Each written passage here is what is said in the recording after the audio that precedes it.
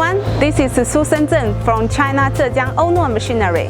Today let's have a look at the frame parts of OYANG paperback machine. The whole frame material as follows.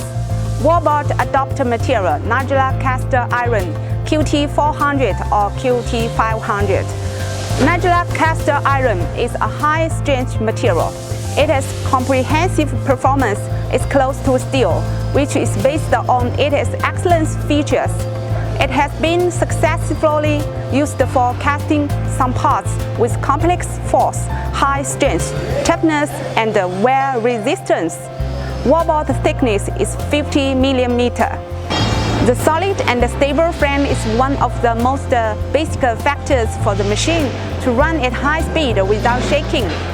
In addition, welding iron adopt Q235, thickness 16 to 40 mm, or the cover and door thickness 1.5 to 2 mm. Paperback machine many right, working experience more than 15 years. Choose better materials, matching with better talents, make a better OYANG paperback machine. Pay attention to us. More machine introduction will share in next time video. Bye bye.